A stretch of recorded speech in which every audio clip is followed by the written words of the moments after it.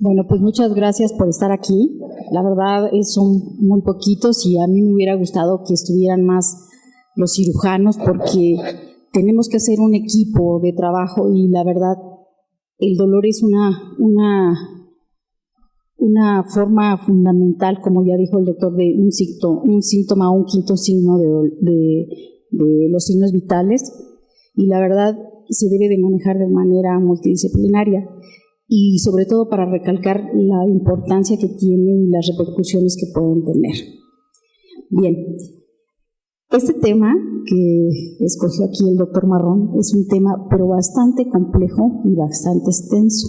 Solamente me voy a abocar a un panorama así muy superficial y muy general de la paciente embarazada con cáncer.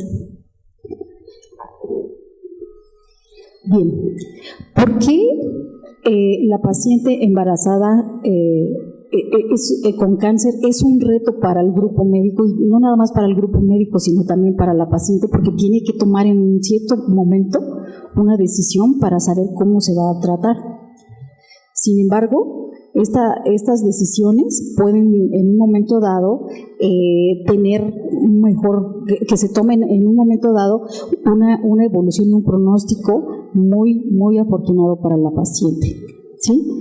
Vamos a decir rápidamente, el cáncer, la frecuencia del cáncer en el embarazo es de 1 por cada paciente embarazada, por cada 1000 pacientes embarazadas, una va a sufrir cáncer. El cáncer más frecuente durante el embarazo es el cáncer mamario. Se dice que de cada 3000 pacientes embarazadas, una de ellas va a manifestar cáncer de mama. Sin embargo, yo les puedo decir que en estos 2 últimos años en el Hospital General de México, yo estoy en la unidad de obstetricia del turno vespertino, he tenido 3 pacientes con leucemia. El cáncer más frecuente aquí en esta referencia anglosajona dice que es el de mama, pero yo aquí he visto que la leucemia, que es el que le sigue, es el que yo he presenciado en la unidad donde yo trabajo. El cáncer en la mujer embarazada tiene un diagnóstico tardío. ¿Por qué un diagnóstico tardío? Porque la paciente embarazada tiene una serie de cambios fisiológicos que se van a presentar desde el momento de la concepción hasta un año después de que termina el embarazo. ¿Sí? Estos cambios van a repercutir en el diagnóstico. ¿Por qué? Porque pueden confundirse las manifestaciones clínicas del cáncer con esos cambios fisiológicos. En este caso, el cáncer de mama dijimos que es el más frecuente. La mujer embarazada cursa con ingurgitación mamaria, con aumento de las mamas, con nodulaciones dolorosas a veces porque se tapan los conductos que llevan la leche materna y por lo tanto puede presentar mastalgia o se pueden confundir con abscesos. Entonces, estas alteraciones fisiológicas propias del embarazo pueden confundir y dar un diagnóstico tardío en la mujer embarazada. El tratamiento, actualmente, la paciente embarazada, en cuanto se detecta, esta mujer ya no debe de ser un reto que no se teníamos el paradigma o el estigma de que no podíamos manejar una paciente embarazada, teníamos que desembarazarla para poder realizar una terapia contra el cáncer. Actualmente contamos con la tecnología, con fármacos menos nocivos, con mayor monitoreo tanto de la madre como del producto para que este embarazo pueda llegar a término, y eso es muy importante. Sin embargo, se requiere de la intervención interdisciplinaria. ¿De quién? Del oncólogo, del obstetra, del anestesiólogo, en este caso nosotros, del neonatólogo, el experto en medicina materno-fetal, del radiooncólogo y del oncólogo. O sea, sí tenemos una serie de personas que están muy involucradas. Ahora, este tratamiento debe de ser totalmente individualizado y les voy a decir por qué. Cada paciente presenta un escenario diferente, una etapa evolutiva del embarazo diferente, una estirpe histológica del cáncer diferente, ¿sí? Pero sobre todo va a depender también este tratamiento de la decisión que la pareja o los padres del producto tengan, o bien, en su defecto, nada más la paciente, porque finalmente ella es la que está sufriendo el proceso de cáncer, ¿sí? Ahora, este monitoreo fetal, ¿en qué consiste rápidamente? Generalmente cuando ya las pacientes reciben terapia del cáncer, sobre todo quimioterapia, después de cada ciclo de quimioterapia, el paciente o la paciente debe recibir un monitoreo fetal, ya sea de eco o ultrasonido o las pruebas específicas que ellos consideren necesarias para ver la viabilidad y que el producto no tenga ninguna malformación congénita o algún efecto secundario secundario a los medicamentos o a la terapia que estamos utilizando. En general, la quimioterapia, la FDA la clasifica como un fármaco clase D. ¿Qué significa clase D? Que el medicamento sí es teratogénico para el producto y que solamente debe utilizarse cuando el beneficio es mayor que los riesgos. Se debe de utilizar. Entonces, la quimioterapia no hay vuelta de hoja, se tienen que utilizar. Ahora, ¿de qué depende también la quimioterapia? De la etapa gestacional en la que esté la paciente. Generalmente se trata de evitar la quimioterapia en el primer trimestre del embarazo. Entre la 8ª y la 12ª semana se termina la organogénesis. Sin embargo, de la 12ª semana en adelante puede haber alteraciones ya no de malformaciones orgánicas, sino de alteraciones de la función de un órgano, ¿sí? Y entonces por eso se prefiere que la quimioterapia en la mayor parte de casos que se pueda, tiene que ser a partir del segundo trimestre del embarazo, ¿sí? Y la terapia hormonal también, la radioterapia, generalmente estos dos tipos de terapia del cáncer, menciona la literatura, se administran cuando la paciente ya terminó su etapa gestacional. Entonces, afortunadamente, la radio y la terapia hormonal se puede utilizar después de la gestación y con ella generalmente no tenemos mayor problema, a menos de que el cáncer sea tan agresivo que se tenga que utilizar antes de que concluya el embarazo. Y finalmente, el tratamiento quirúrgico, que es lo que nos compete a nosotros como anestesiólogos, porque nosotros tenemos que dar una terapia analgésica, trans y postoperatoria para que se pueda realizar esta terapia. Generalmente esta terapia no causa ningún problema en la paciente si está bien manejada, ¿de acuerdo? Ahora, antes de hablar de analgesia multimodal, debemos de tener algunas consideraciones que son muy importantes en la paciente o en general en toda paciente oncológica, sí, pero en especial en la paciente embarazada. No voy a ahondar en ninguno de estos factores porque no nos alcanzaría el tiempo para desglosarlo. Sin embargo, nada más les voy a decir que la valoración preanestésica o preoperatoria es muy, muy importante, porque con esta vamos a detectar factores de riesgos de la paciente, y ahora que está de moda los embarazos con obesidad, los embarazos con diabetes, los embarazos con hipertensión arterial, que ya tenemos enfermedades crónico-degenerativas en etapa reproductiva, esto es muy importante. Y estos factores de riesgo pueden agravar, ¿sí?,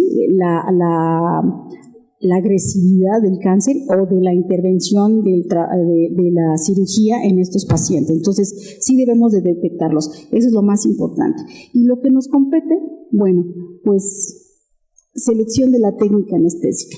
Ahorita vamos a ver qué repercusiones puede tener la paciente con cáncer, sí, con todo lo que nosotros utilizamos de medicamentos durante el transanestésico, durante el manejo del dolor y la utilización de otros fármacos que son adyuvantes de la anestesia o de la analgesia. Bien, rápidamente, ¿qué otras consideraciones debemos de saber? El cáncer es una enfermedad que cursa con estrés oxidativo crónico. Esta enfermedad o este estrés oxidativo crónico lo que nos va a hacer es que la paciente, desde el momento en que tiene el cáncer, curse con inflamación crónica. Esta inflamación crónica va a activar la liberación de sustancias, ¿sí?, que son potencialmente dañinas y que pueden promover el crecimiento y la metástasis del cáncer. Estas sustancias son factores de transcripción, son moléculas de señalización celular que promueven la proliferación de células tumorales y factores de crecimiento, citocinas y sustancias mediadoras de la inflamación. Entonces, como ven, la paciente con cáncer no se conforma con ser un binomio, no se conforma con tener alteraciones fisiológicas propias del embarazo, sino también, per se, la enfermedad del cáncer tiene un fondo inmunológico e inflamatorio muy importante. Esto lo digo porque se hace un círculo vicioso cuando nosotros no tenemos una intervención adecuada. El trauma quirúrgico o la respuesta al trauma quirúrgico también, si ya dijimos que el cáncer es una enfermedad inflamatoria crónica, el trauma quirúrgico nos va a generar una inflamación aguda, con un excedente de liberación de todas estas sustancias que ya les mencioné, ¿sí? Que va a activar fibras nerviosas nociceptivas, fibras nerviosas simpáticas y activación, por lo tanto, a través de esta liberación de sustancias, las neuronas y células no neuronales. ¿Cuáles son las células no neuronales? Son las células inmunológicas. Se van a activar macrófagos, se van a activar linfocitos y van a liberarse más sustancias inflamatorias y proinflamatorias que me van a hacer que esta respuesta al trauma quirúrgico se amplifique y de una lesión local se haga una respuesta sistémica. Entonces, si nosotros no hacemos una buena intervención como anestesiólogos, esto se hace un círculo vicioso y lo tenemos que cortar desde aquí. ¿De acuerdo? Bien, ¿qué impacto tiene a diferencia de otros pacientes que no tienen un padecimiento de cáncer previo? La cirugía actualmente ya se sabe y hay mucha literatura que la manipulación quirúrgica por sí misma promueve el desarrollo o la metástasis a través de varios mecanismos. En este caso, la manipulación quirúrgica, ya les dije, va a promover liberación de factores inflamatorios y citocinas proinflamatorias, activa las fibras simpáticas a través del eje hipotálamo, libera la manipulación células tumorales y factores proangiogénicos, factores de crecimiento locales y sistémicos que van a promover que estas células tumorales salgan a la circulación sistémica y hagan metástasis. Y también la misma respuesta al trauma quirúrgico me va a producir en un momento inmunosupresión, y esto ya está bien comprobado y descrito en la literatura. A través de el dolor cuando nosotros no lo abolimos o lo abatimos de una manera adecuada, y a través del uso de diferentes fármacos que adelante vamos a ver todos los efectos de los fármacos anestésicos a nivel de las células inmunes, ¿sí? ¿Cómo se produce la inmunosupresión? Se abate o se disminuye la actividad de células natural killer.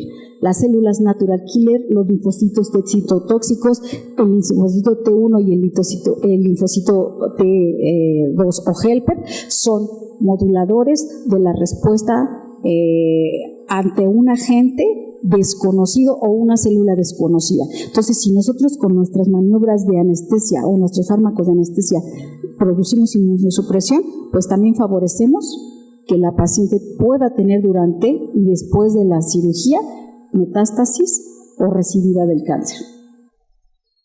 Entonces, en conclusión de lo que acabamos de decir, hay factores preoperatorios o factores de riesgos que me van a incrementar la recurrencia de metástasis, así como el mismo trauma quirúrgico y la respuesta inmune e inflamatoria que se genera. Estas consecuencias a veces son muy infravaloradas y los cirujanos muchas veces no lo toman en cuenta, ¿sí? Bien, ahora sí, ya vamos a dar, ya después de todo esto, de este pequeño panorama de la paciente con cáncer, vamos a hablar ya lo que es propiamente la anestesia o la analgesia multimodal.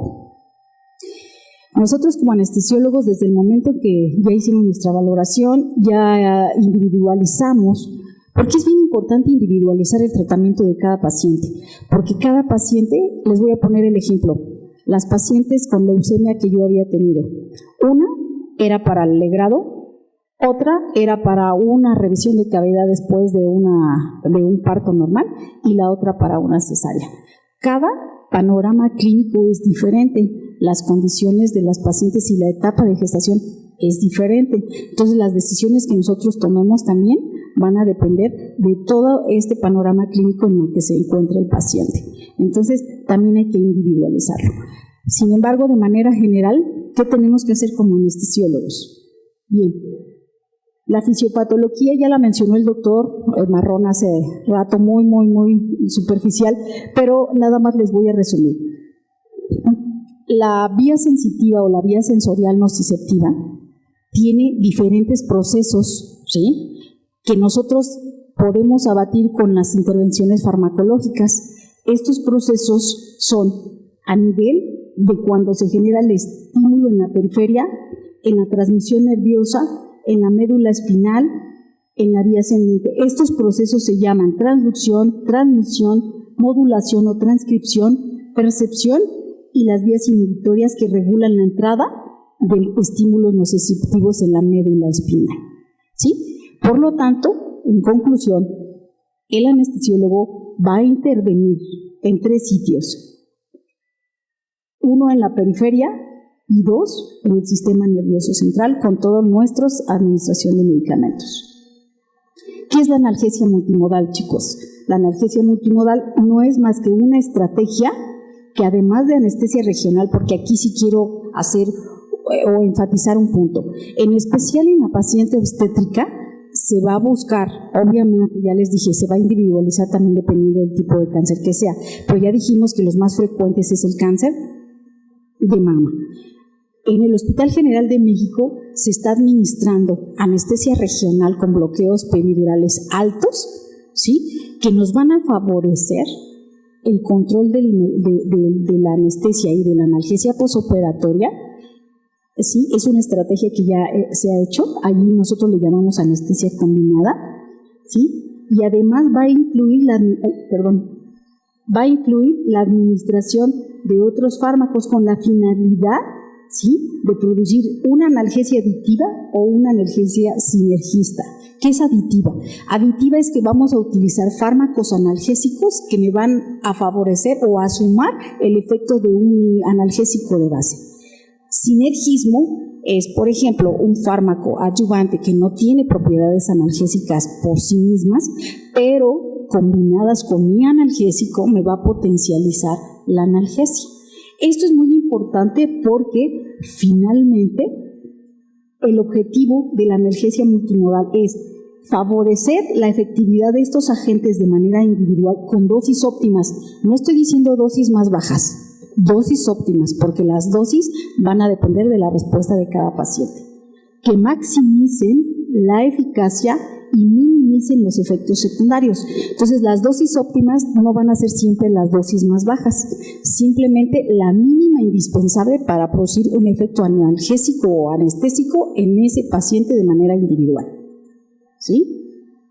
¿Y qué fármacos o drogas anestésicas van a favorecer también la respuesta inmune o la inmunosupresión? Esto también lo quiero enfatizar. La dosis y el tiempo de exposición es muy importante. Bueno, la analgesia multimodal también tiene como objetivo, ya dijimos, bloquear la sensibilización a nivel periférico y a nivel central, disminuir toda esta liberación de sustancias para disminuir el riesgo en los pacientes de recidiva o bien de otras complicaciones en diferentes órganos y sistemas. Aquí el anestesiólogo cuenta con un arsenal de medicamentos que los vamos a utilizar, ya les dijimos, es una estrategia y usted la va a utilizar de acuerdo a la situación y a los requerimientos de cada paciente de manera individual. La dosificación también va a depender de la respuesta de cada paciente. Aquí lo importante es la clase C, todos los medicamentos de anestesia están clasificados por la FDA como clase C, es decir, que pueden tener un daño potencial en el producto sin ser teratogénico, pero que se tiene que utilizar también porque su beneficio va a ser mayor que el riesgo. Entonces, todos los fármacos de anestesia son clase C. Entonces, podemos utilizar, como ustedes ya vieron, analgésicos no esteroideos, opioides, anestésicos locales, ¿sí?, agonistas alfa-2, ketamina, etcétera, que nos van a bloquear el dolor por todas las vías que ya mencionamos.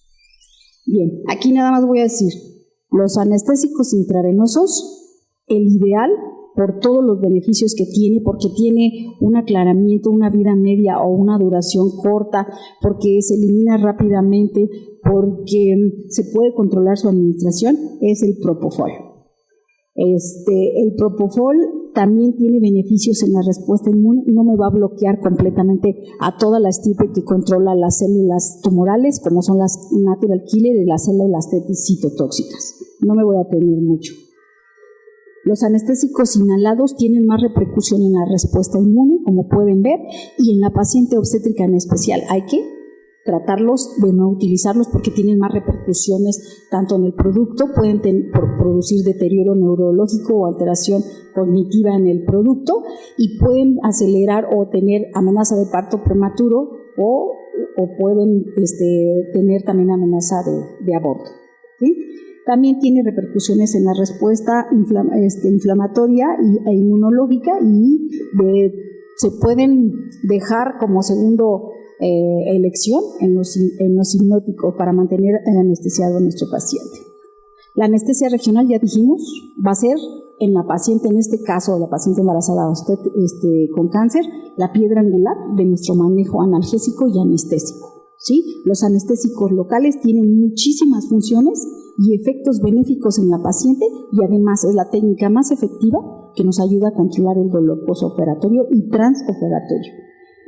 La morfina tiene muchos efectos también en la respuesta inmune y muchos oncólogos, anestesiólogos oncólogos dicen que no se debe de usar y que debemos utilizar técnicas libres de opioides, pero en todas las referencias o en muchas referencias que encontré sigue siendo la piedra angular o el pilar de la analgesia posoperatoria, pero con el uso de analgesia multimodal se permite utilizar las dosis mínimas óptimas para producir analgesia y producir menos efectos secundarios a nivel de la respuesta inmune de los pacientes.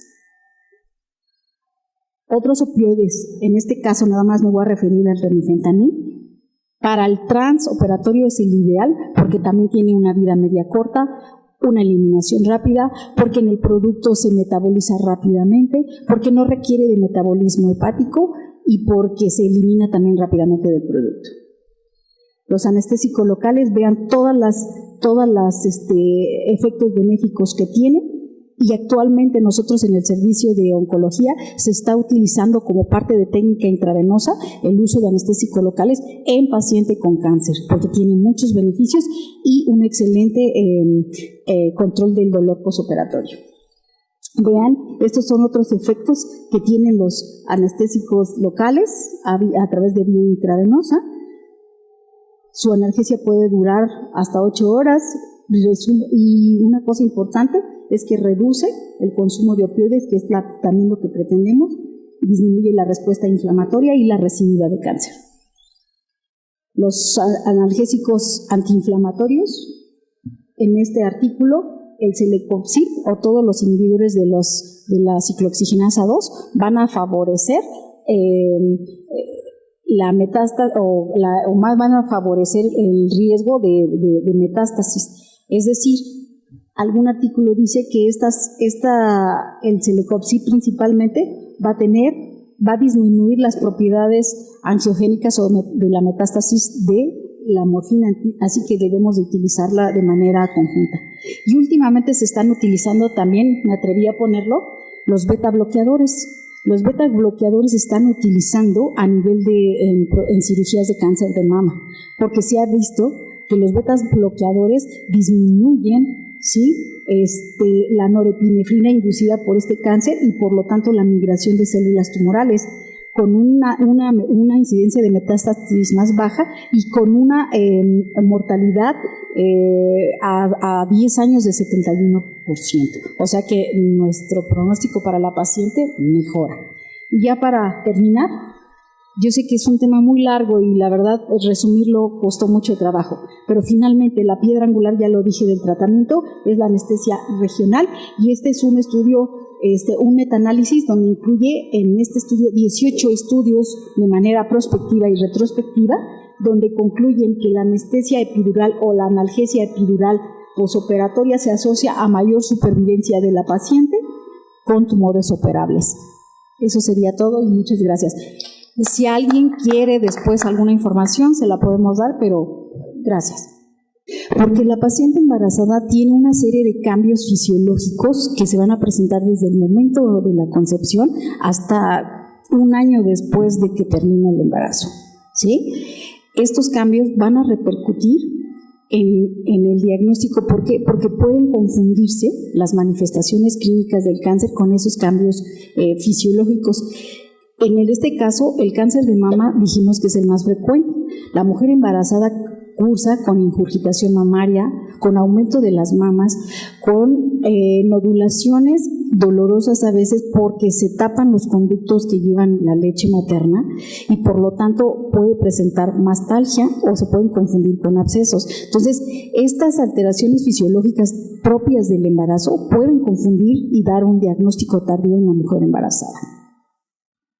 El tratamiento, actualmente, la paciente embarazada, en cuanto se detecta, esta mujer ya no debe de ser un reto, que no se teníamos el paradigma o el estigma de que no podíamos manejar una paciente embarazada, teníamos que desembarazarla para poder realizar una terapia contra el cáncer. Actualmente contamos con la tecnología, con fármacos menos nocivos, con mayor monitoreo tanto de la madre como del producto para que este embarazo pueda llegar a término, y eso es muy importante.